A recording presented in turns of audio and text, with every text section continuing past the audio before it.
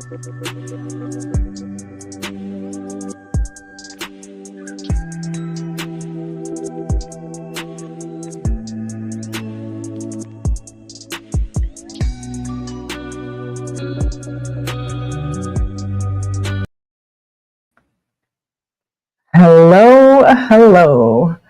We're back with more true crime. What is up, everyone? Happy Sunday. Hello. Let me get settled in. Oh my gosh. I am sorry. I ended up pushing it back later because I was modding. So I didn't want to leave where I was modding from. But thanks for being patient. Yes. Can you guys see me and hear me okay?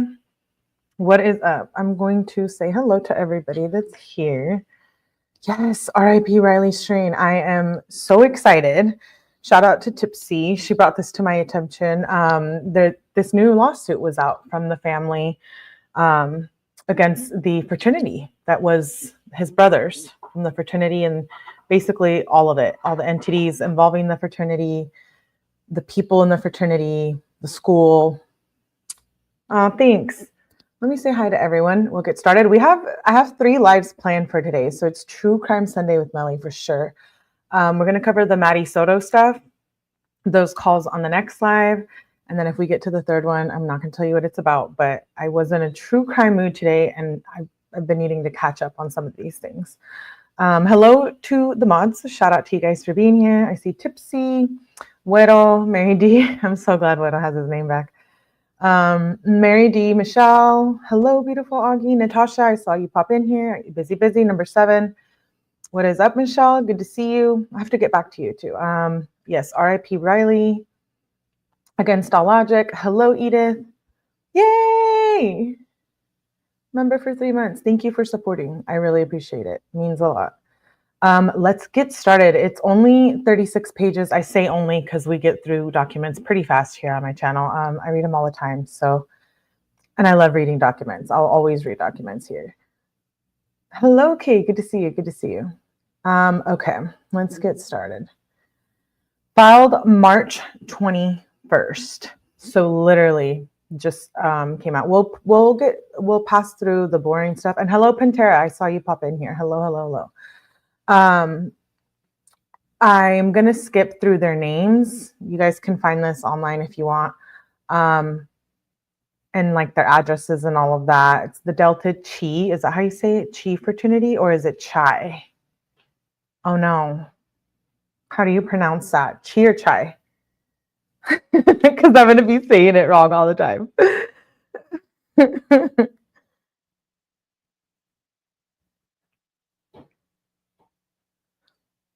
I'm sorry, give me 1 sec.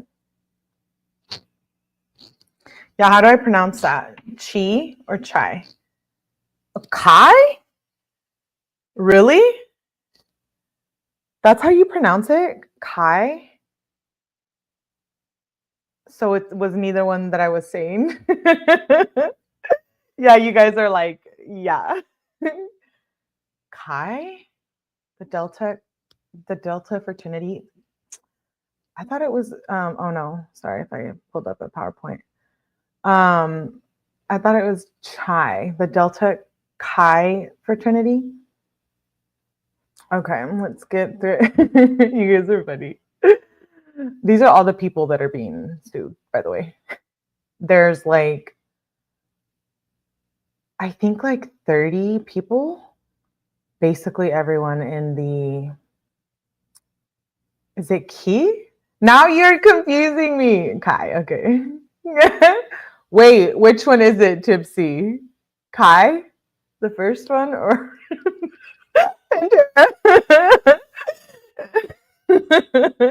You guys are confusing me. Hello, 𝗂𝐿𝐴 swag. Wait.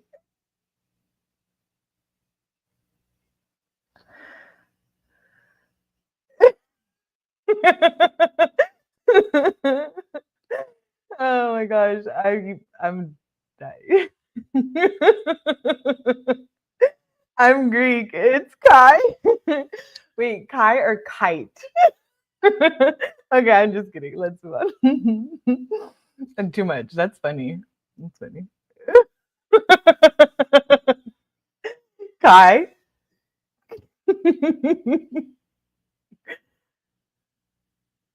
Okay. Okay, let's see. Petition. Come now. Oh, plaintiffs. This is how many people are involved. I'm going to skip that part.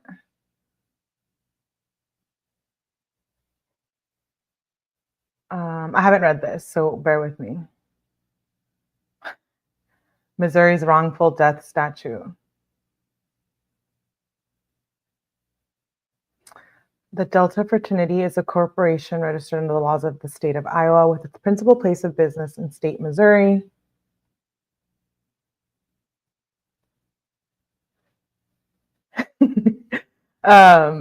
Delta Chi had at all times material hereto transacted business with the state by distributing, marketing, promoting, and advertising the fraternity in Missouri and establishing chapters of the fraternity in Missouri. I just want to make sure we don't skip anything.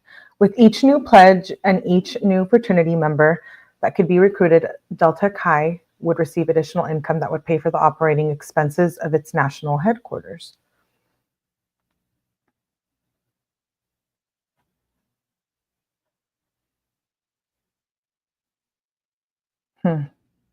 At all times, BCC Missouri is a limited liability corporation and was at all times hereto the owner or of the university fraternity house.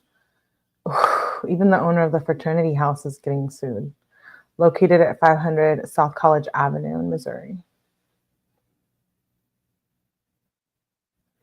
All the fraternity brothers, Joseph, Sebastian, there's a lot. There's a whole list of them. What do you guys think about the Riley Strain case? Are you aware of it, by the way? I didn't even ask.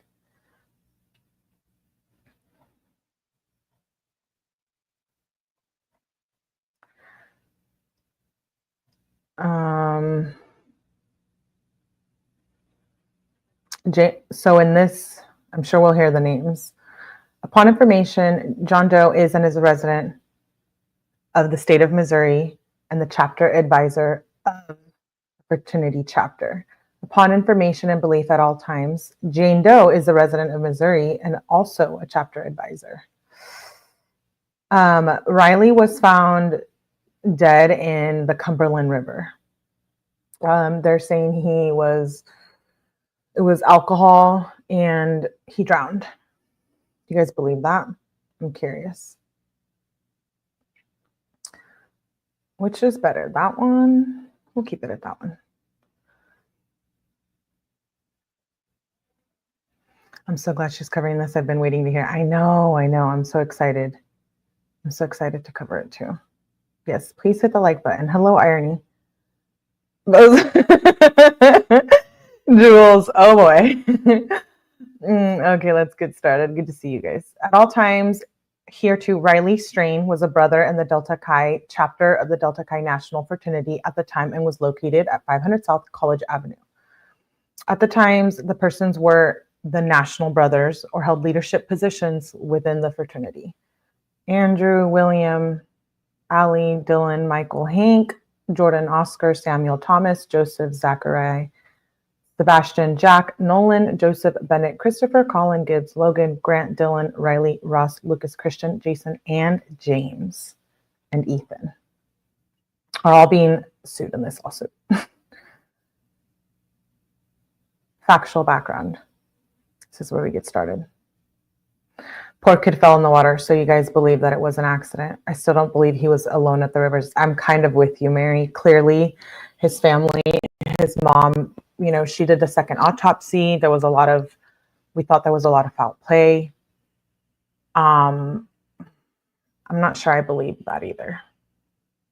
I hate to say it, and my condolences go out to his mom, of course, per usual, but I'm going to start going into that case too. I want to dig a little bit into it. Okay, let's get started. Factual background. Riley enrolled and attended the University of Missouri beginning in 2020 after graduating from Kickapoo High School in Springfield, Missouri. Not long after Riley arrived at the University of Missouri, he was recruited to rush for the Delta He was recruited to rush for the Delta Chi Fraternity at the University of Missouri.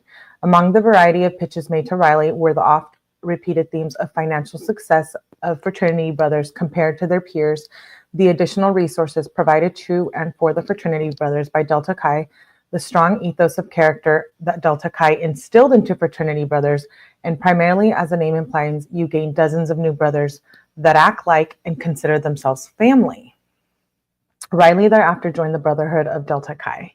Delta Chi was founded in 1890 at Cornell University and to date has initiated approximately 127,000 quote-unquote brothers. Currently, there are approximately 108 Delta Chi chapters, 14 colonies, and 34 alumni chapters throughout the United States, including chapters in Missouri.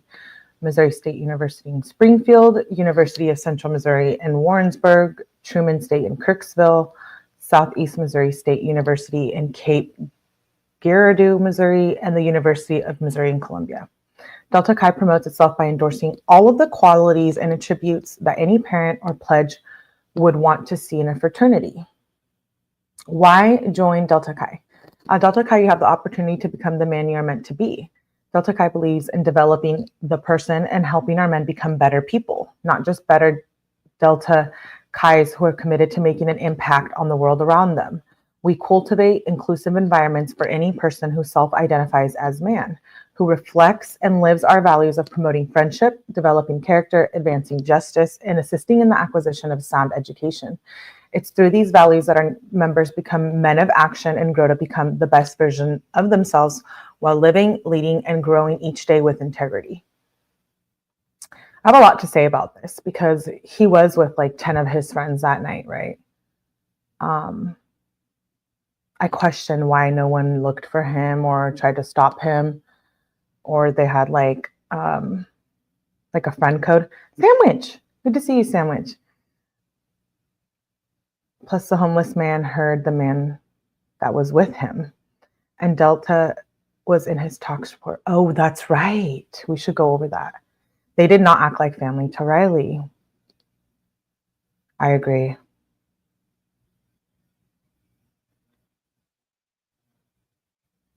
They left him on his own, never went searching for him. That's my question. If they're that good of friends, why didn't anybody care how messed up he was that night? Reminds me of the Frog Brothers Creed. None of the brothers were on the news or anywhere pleading. I agree, Sandwich. No one.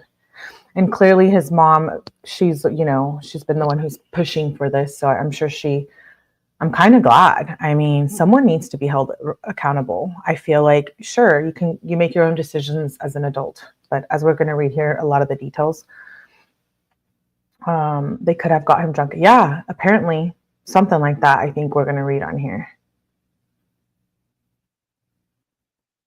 Shady. I agree. Your brothers you're closer with. And a frat, even pledge brothers. Yay, I'm glad you found me, Sandwich.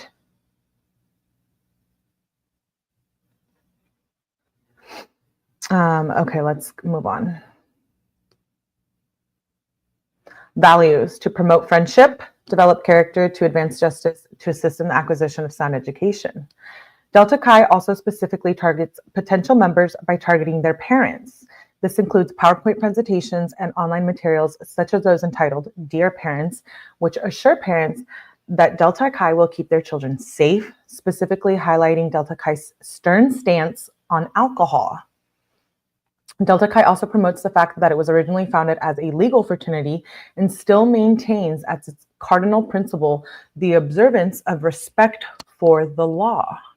Delta Chi also claimed to have created policies and procedures for its chapters, including the University of Missouri, which included chapter coaching, prevention education, leadership training, and life skills training.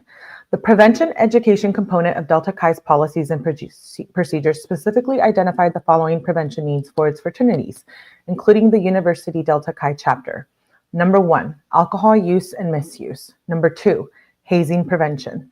Number 3, sexual misconduct prevention, and number 4, social event planning. Within this training, Delta Chi specifically claims that any alcohol product containing more than 15% by volume is prohibited at any chapter facility or chapter event except when served by licensed and an insured third-party vendor. So that's in their little policy handbook. I have to sneeze. Alcohol product containing more than 15%. Kind of high, right? They mean like per drink or what? Sorry, I have to sneeze.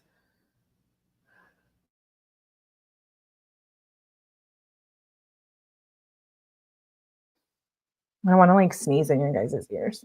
She trusted her son would be okay with the fraternity.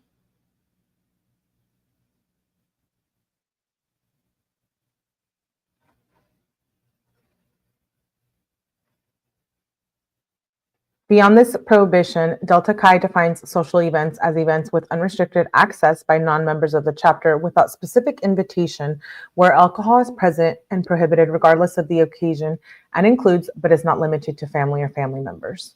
I was trying to think like about that whole percentage thing. Delta Chi's policies and procedures were that it represented to the public, including potential and current fraternity brothers' parents.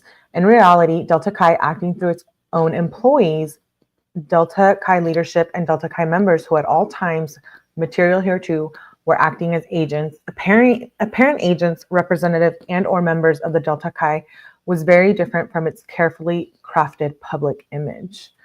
Delta Chi members have been conducting themselves contrary to those values for years, and this was well known to every Delta Chi member as well to each of the defendants in the case. The yearly formal was but one such example of this contradiction between public image and reality. The formal was a destination social event that could be held anywhere the chapter selected, so long as approved by Delta Chi headquarters and advisors. The formal involved traveling to a destination via charter bus and allowed for one non-fraternity member guest to accompany each fraternity brother. The formal typically took place in the spring semester of each school year. It was well known that at each of these social events, including on the charter bus traveling to the formal, there was one prolific consumption of alcohol, much of it above 15%. Most of it, if not all of the alcohol, was provided by Delta Chi or its members. In spring 2024, Riley was first approached about attending the yearly formal in Nashville. Riley, an often reserved young man that did not tend to go with the typical fraternity flow, said he did not plan to attend the formal.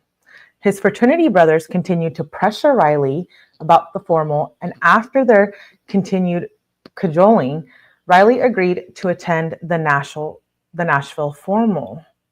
On March 8th, 2024, Riley and the group of the fraternity brothers, many with their dates, boarded 4 separate charter buses destined for Nashville, Tennessee, from the Delta Chi chapter house in Columbia, Missouri. Riley boarded the bus without a date, but with that, what he thought was a bus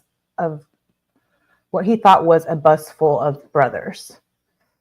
Not long after the bus left Columbia, it was revealed that there was not only beer on each of the charter buses, but that certain Delta Chi members had made pre-alcoholic Jello shots using vodka, an alcohol that was well in excess of 15%. This was not an unusual occurrence, and the fraternity members began consuming the beer and Jello shots while traveling the roadways of Missouri, and continued to do so until the charter buses arrived in Nashville. Several drinks were offered to Riley by the Delta Chi members. Although it was supposed to be prohibited, this type of conduct was typical for the Delta Chi formal. It would have disastrous results for Riley. Later that afternoon, the group arrived in Nashville. Within hours, several fraternity members noticed that Riley was acting unusual. He began to have difficulty speaking, walking, and interacting with those around him. By the time the group reached the final bar of the night, Riley was virtually incoherent. He was leaning against walls to stay upright, stumbling up and down steps, was completely unable to speak or communicate, and needed help. When a bar kicked Riley out, Riley's fraternity brothers had 2 options. 1, go with Riley to make sure he was safe and take care of him. Or 2, continue to party. Riley's Delta Chi brothers chose to continue partying.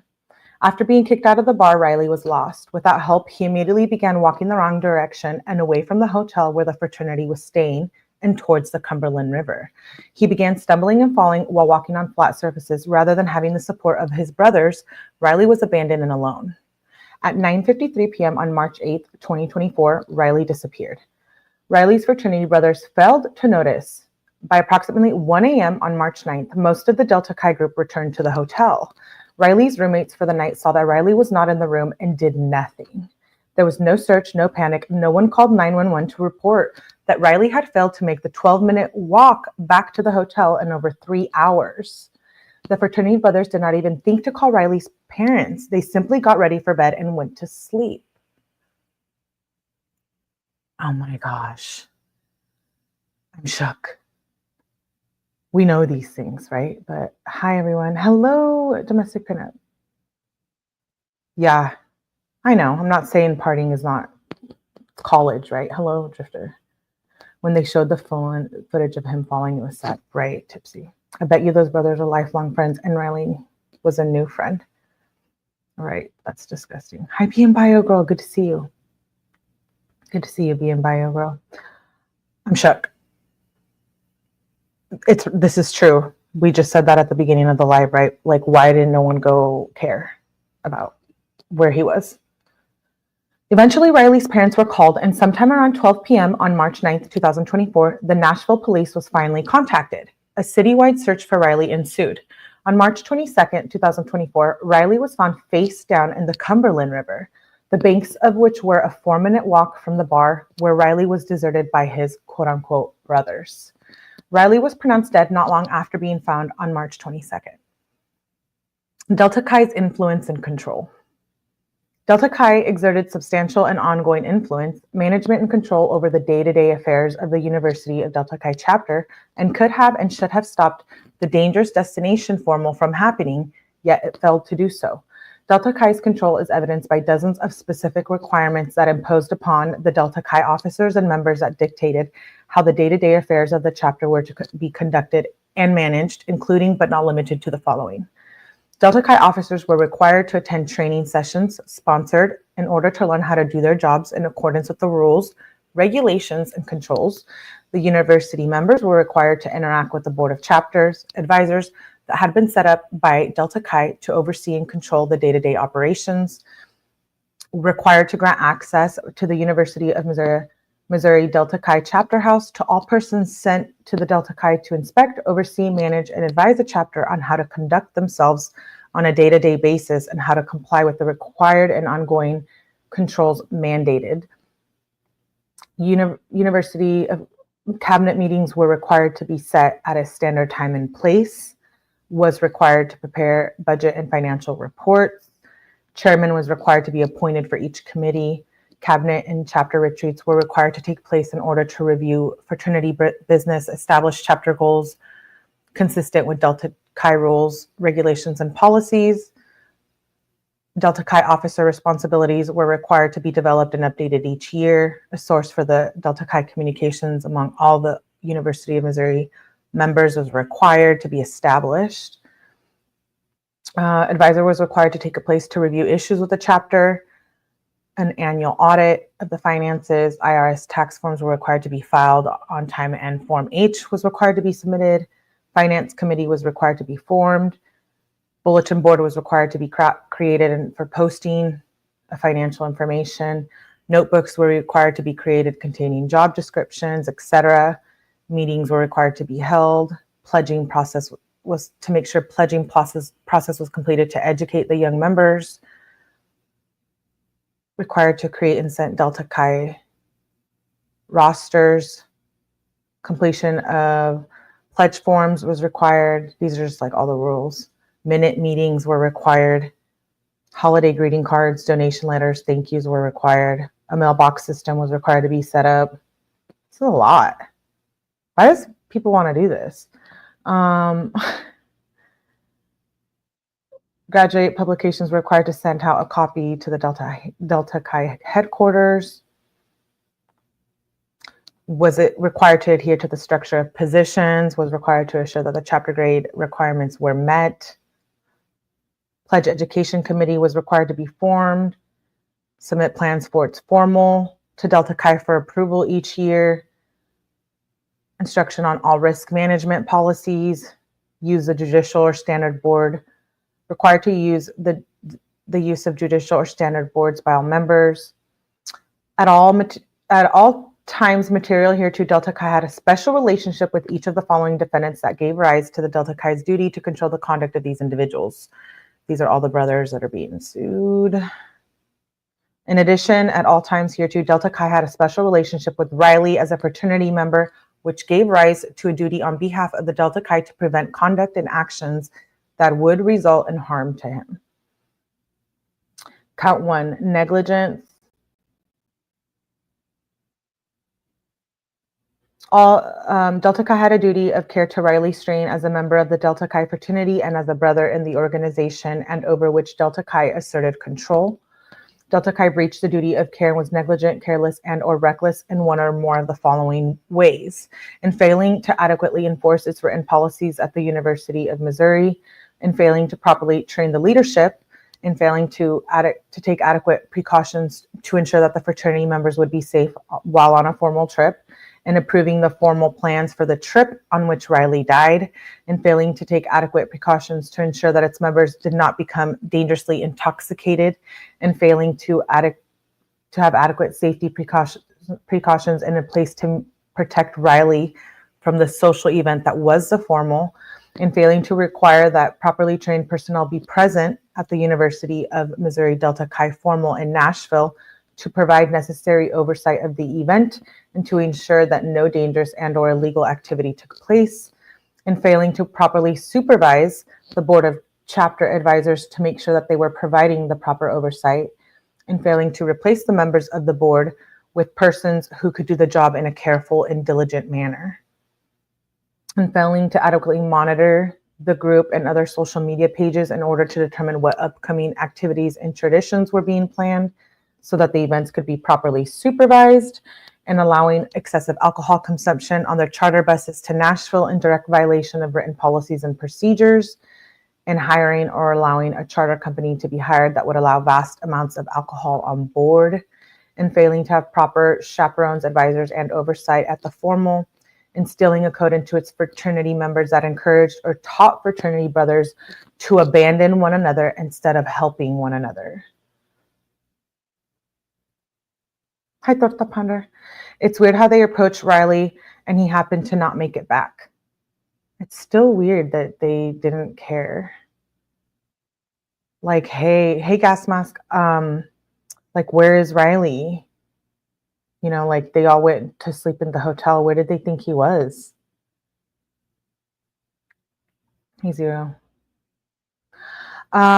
Being Bio Girl, I don't think you've missed much other than this lawsuit was just filed on the 21st, the family against the fraternity. Hello, Future. Good to see you. Did I say hi, Domestic Pinup? Didn't want to miss you. Hey, 𝗏𝗏. Riley also had a duty to himself. He should have drank that much outside of the Delta house. Hello, Eyes Never Light. Yeah, you know, I know people think, and that's okay. We can have differing opinions here, but people think that, you know, he should have been responsible for himself.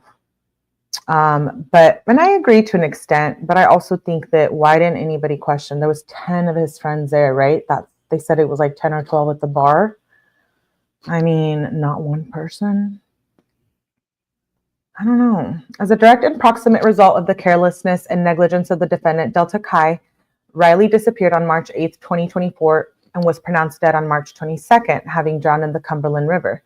After Riley was abandoned, but prior to his death, he experienced conscious pain and suffering. As a direct and proximate result of the defendant's negligence, Riley suffered severe injuries, ultimately resulting in his death on March 22nd, 2024. Riley suffered extreme physical and emotional damage and pain and suffering prior to his death. Prior to Riley's premature death, he was an able-bodied man capable of doing and performing work and labor. As a direct and proximate result of his death, plaintiffs have been and in the future will suffer loss of income, wages, earnings, salaries, and profits. Because of Riley's untimely death, plaintiffs have suffered and will in the future suffer statutory losses as defined, and have been in the future will be deprived of his services, support, maintenance, guidance, compassion, comfort, instruction, counsel, training, and have sustained other damages which can be reasonably measured in money. Plaintiffs have also incurred medical, funeral, burial, and other financial expenses and losses as a result of Riley's death. Wherefore, plaintiffs pray for judgment against defendants for such sums as are reasonable and necessary to compensate them as well for A, the injuries and extreme pain and suffering experienced by Riley before death, B, all the damages resulting from the death of Riley caused by the negligence set forth, and for all the cost incurred for post-judgment interest and for further relief as the court deems just and proper. Count 2, vicarious liability. All defendants were actual agents of the Delta Chi. Delta Chi authorized and consented to each of the individually named defendants herein and the University of Missouri Delta Chi chapter to act on its behalf for purposes of recruiting and educating new members, generating dues for Delta Chi, perpetuating Delta Chi's traditions, and marketing Delta Chi on campus, knowing that they would represent to the pledges, including Riley's strain, that the University of Missouri Delta Chi chapter was part of the National Delta Chi. Delta Chi also approved of and or ratified the conduct of the University of Missouri chapter in organizing, planning, and undertaking the formal in Nashville.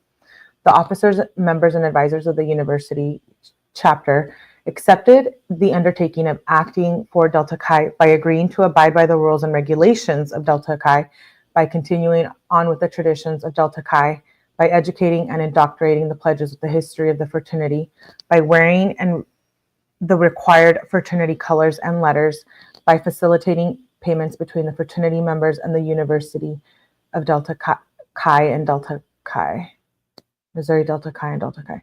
Delta Chi had the right to control and did in fact exercise significant control over the chapter and the individually named defendants set forth above. At all times, the material hereto and during the interactions with Riley, the officers, members, and advisors of the Delta Chi, including the individually named defendants herein, were acting in the course and scope of their agency relationship with Delta Chi and were subject to Delta Chi's day-to-day control. Accordingly, Delta Chi is vicariously liable for the negligence of the individuals named. As a direct and proximate result of this carelessness and negligence of the defendant, Riley disappeared on March 8, 2024, and was pronounced dead on March 22nd, having drowned. After Riley was abandoned, but prior to his death, he experienced conscious pain and suffering.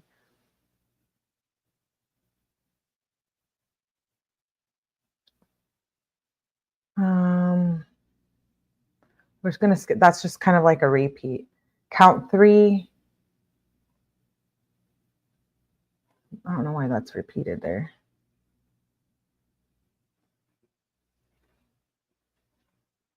According to Delta Chi, this is just a lot of repeat.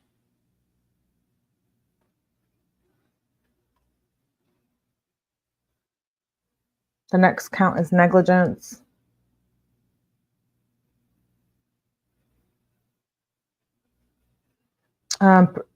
BCC Missouri purchased, leased, and operated the fraternity house.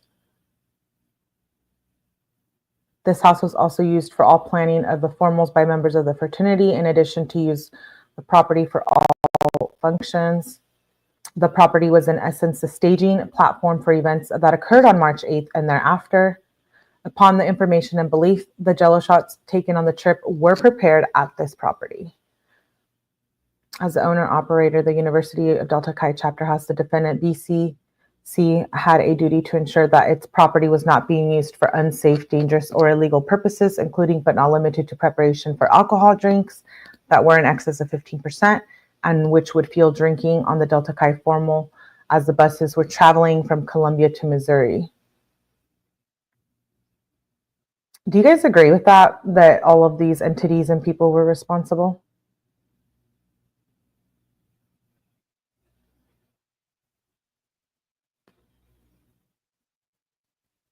Hello, YouTube. Everything is okay here. Thank you.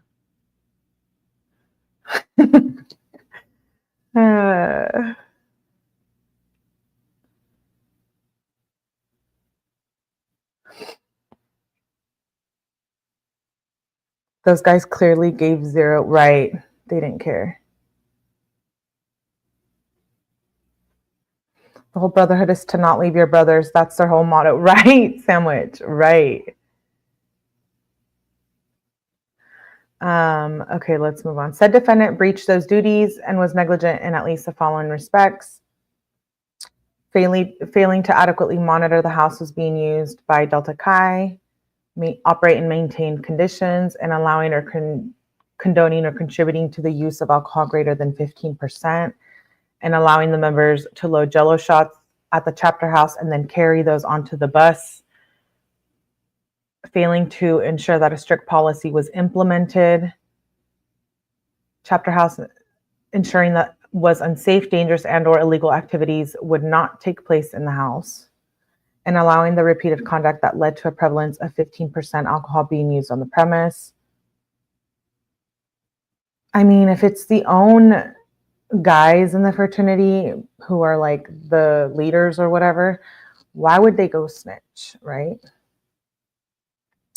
Augie says, not only the frat boys left him, but also people seeing him as drunk as he was when he left the bar. Even the cops saw him. He was only a young boy. It said that people don't look out for each other.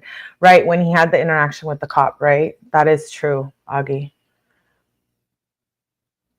We read the lawsuit in the Jamie case. Not the Jamie case. Yeah, the Jamie case where the family of the bride sued all the bars, remember? So that also, I think that was reasonable as well. What I'm saying is I'm kind of comparing the two because it's a very similar situation. But yeah, I agree that there was people that had seen him and didn't do anything. And hello, Smog Dog.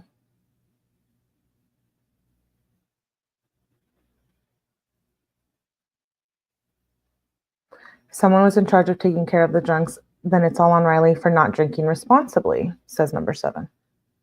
This case is so sad, right? Against all logic, it is.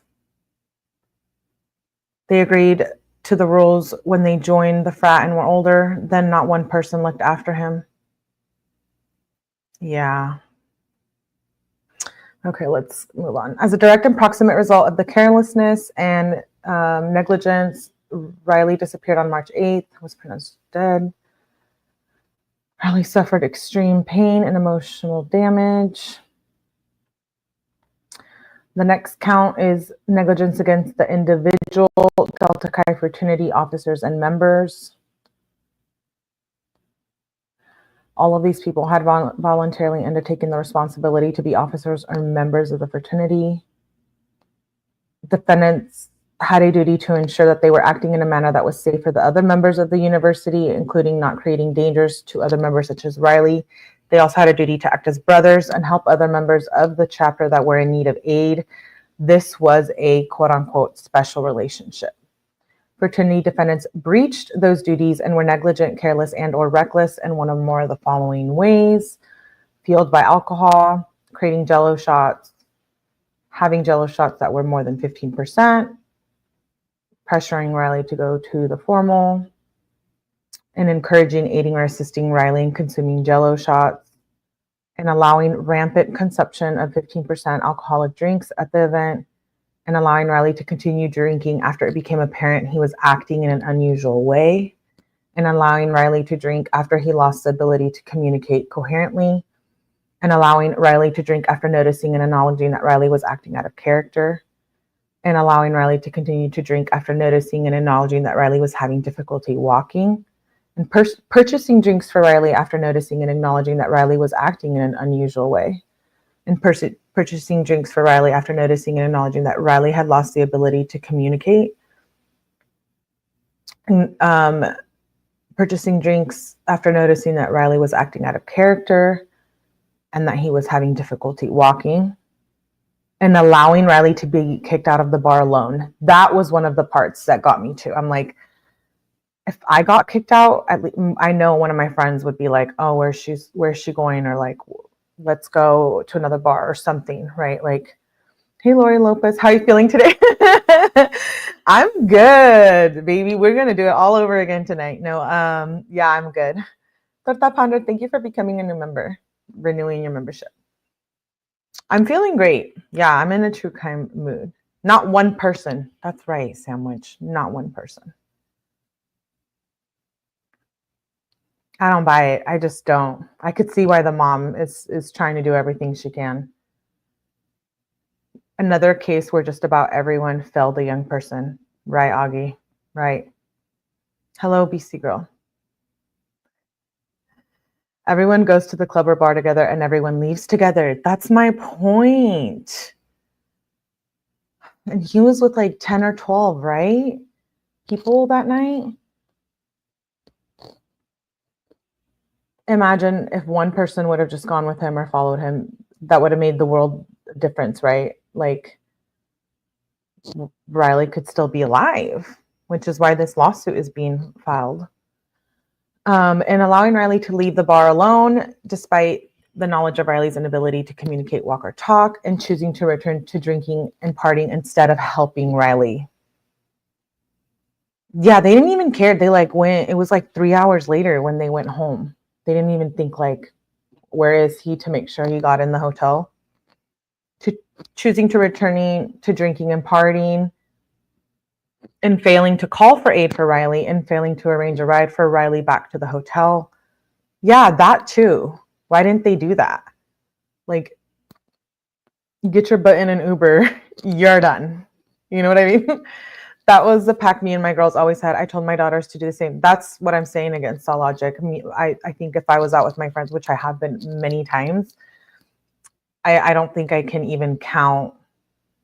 Like, it was like maybe one time where like we left someone or something out of my whole life. Just like the Idaho 4 girls, right? Back when we went out, we came and we left together. It seems they blatantly left him. Did they blatantly leave him? Was that, I'm not saying it was planned, but I mean, clearly it was planned that they were all going to get super drunk. Ubers are dangerous for drunk people. I do agree. I'm not a big fan of Ubers. They weren't his friends. It was just like a fraternity thing, huh? These kids are not calling 911. I know. That's another one too. And then let's move on. And failing to arrange a ride for Riley to the hotel, and delaying the call to emergency services after they knew or should have known that Riley could be in trouble. That's what Sandwich just said. As a direct and proximate result of the carelessness and negligence of the defendants, Riley disappeared on March 8th. Conscience, pain, and suffering. They just repeat a lot of the same stuff. Towards the end, the next count is negligence of the Board of Chapters advisors. Basically the same thing, assuring that they weren't fueled by alcohol. I'm gonna skip that part. It's all the same. They literally copy and paste. Oh, that's it. It says, whereto the plaintiffs pray for judgment against defendants for such sums as are reasonable and necessary to compensate them as well for A, the injuries and extreme pain and suffering experienced by Riley before death, all the damages resulting from the death of Riley caused negligence set forth. Plaintiff hereby requests a jury trial on all issues. Travel to a jury is a matter of right. There's no disclosed dollar amount, which I thought was a little interesting. If you go together, you should leave together. I agree. We got through that pretty quick. It's time to bring humanity back into humans, and it's a shame people don't help each other anymore. The world gone nasty. I agree, Augie. It was apparent no one gave a damn. I agree. BC Girl says it exactly. Always make sure everyone leaves together. Right. These kids are not calling 911. Is it? Yeah. Oh yeah. I already read that one. Very sad. Preventable. Wait. What's going on, Jules? Sick, sad little world. I know. Sick, sad little world. So that was it. Riley Strain's family has officially filed a lawsuit against the fraternity. I want to get back into this case now that we read that. Oh, wow. I'm sorry to hear that, YouTube. My brother was unalive like that. He went out with some people and they left. with all different girls, and he was found dead on the freeway. Sorry to hear that. It makes me sad. I know. I'm kind of glad I'm over that like whole stage, you know, like going out to parties and the bars and fraternities and college parties. Anyways, I have another live plan right after this to talk about pig vomit, Stephen Stearns. Oh, I'm interested in that. YouTube. You should leave me a comment. Or drop it in the chat if you want to. So we have Stephen Stearns live next. So I will see you guys there, hopefully. Make sure you hit the like button. Again, my condolences go out to Riley Stream's family. Terrible, terrible, tragic death. And so young. So it sucks. But I appreciate you guys for being here. Hit the like button. I will see you on the next one shortly. Okay, sounds good, being bye. I'll see you guys there. And if I don't see you, then maybe I'll see you on the later one tonight. But Stephen Stearns live coming up next. See you soon.